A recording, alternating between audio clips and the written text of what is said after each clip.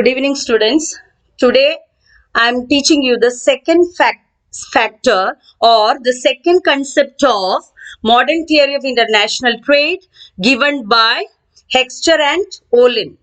That's why I have written continuation. It is here. Continuation of the first lesson. So we already studied there are two concepts upon which the modern theory of international trade depends. The first one is what? Factor intensity, that we already studied.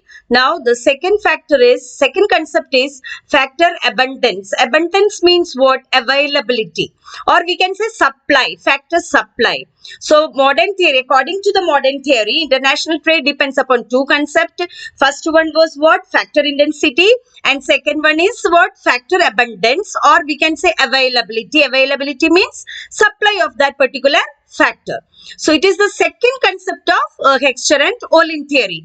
Now what is the meaning of this? It means that a country where capital is cheaper and labor is relatively costly. Suppose the capital is cheap and labor is relatively costly. It is called what? Which country? Capital rich country. Understand?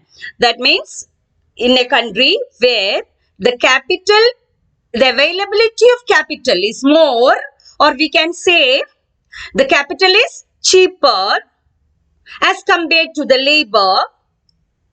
That means labor is costly. It is called what? Capital rich country, because capital is more. The availability of capital is more.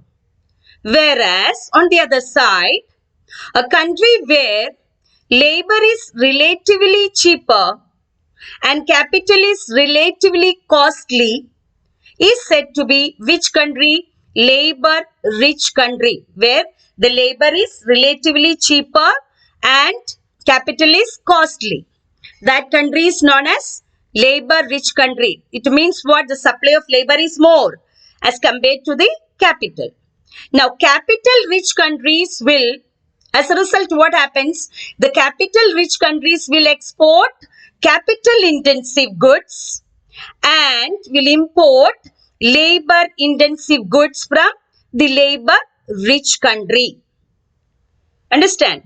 Now the next point, the labor rich countries will export labor intensive goods because labor supply is more there. Understand? So they will export labor intensive goods and will import, or we can say they will import capital intensive goods from capital rich country. Got the point? So there are two countries, capital rich country and labor rich country. The capital rich country will produce what? The more and more capital intensive goods, and labor intensive country will produce more and more labor intensive goods.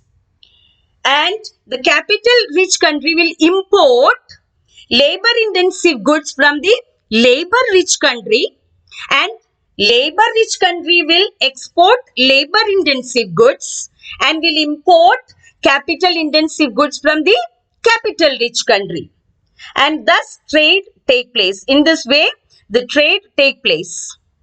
So we can say that the international trade depends upon two factors, that is factor abundance and factor intensity. Now we can explain, or we can study thoroughly through this diagram. So you can see in this diagram there are two nations, nation 2 and nation 1, and OX axis measures labor and OY axis measures capital. So nation 2, for example, we can say USA. Nation 2 is the capital. It is assumed that it is a capital abundant country.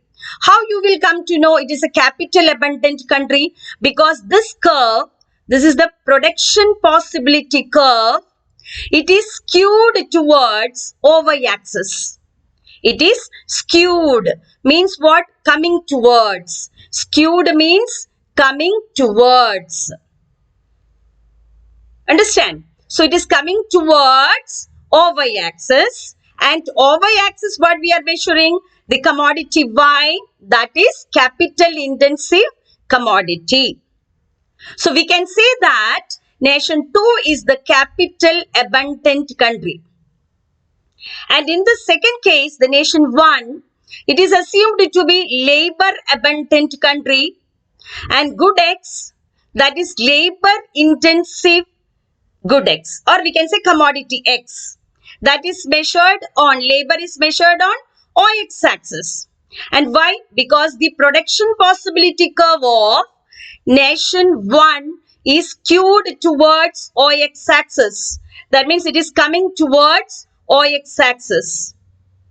Followed. So we can say that nation 2 is capital abundant and nation 1 is labor abundant country.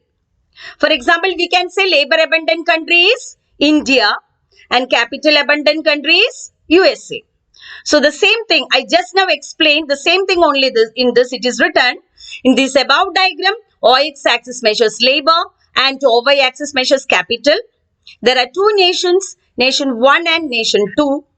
Nation 1 is labor abundant country, we can say India, and it produces more quantities of labor intensive commodity. That is, which commodity is that? Commodity X, because it is measured on OX axis, and less quantities of capital intensive commodity, that is commodity Y.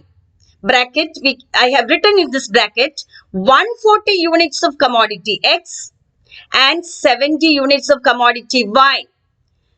In the case of nation 1. So which commodity their nation is producing more? The commodity X, that is 140. 140 is greater than 70. Okay. Now in the case of nation 2, it is capital abundant country and it produces what? More quantities of capital intensive commodity. Which commodity is that? That is commodity Y, and less quantities of labor intensive commodity, that is commodity X. So I have written in this bracket 140 units of commodity Y and 80 units of commodity X. So we can say nation 2 is the capital abundant country and nation 1 is labor abundant country. Now we are coming to the criticisms. The first criticism is that this theory is based on unrealistic assumptions of 2 countries, 2 factors and 2 commodities model. Because it is unrealistic. Why? In the case of international trade, many countries are involved and many commodities are involved in the international trade. So that is the first criticism. It is based on unrealistic assumption. This assumption is unrealistic. It is not real. Okay. Now the second criticism is that it is static in nature. Understand? It is static means it is not changing, and it has neglected dynamic changes upon the economy. The economy is always changes. Understand? It depends upon so many factors. When the factors changes, the economic conditions are also changing. But the theory is not considering these dynamic changes upon the economy.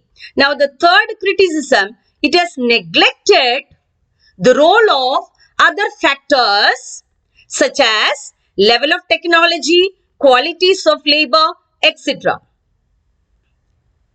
Now, fourth criticism is that this theory does not give any importance to the byproducts of main products. Suppose main products are there, some commodities, its byproducts are also come into the market. For example, see a simple example. What is a sugarcane byproduct is what? Molasses, and we are making the paper from the molasses of the sugarcane. So that is the byproduct. Byproduct meaning I am making you clear that. Example. I have given you the example. In this way, according to the HO theory, it is not giving any importance. The theory is not giving any importance to the byproducts of main products. And the last criticism, that is fifth point, W.W. Leontief, the American economist, he has done his study and stated that USA, it is not necessary that US is a capital abundant country, but and it export capital intensive commodity. Sometimes or some according to some circumstances or in some situation, USA may export labor intensive goods also due to its efficient labor. In this way, Leontief has rejected Heckscher-Ohlin theory. Okay, so the modern theory is over. We studied the modern theory of international trade. Next lecture, we will study the terms of trade. Thank you, students.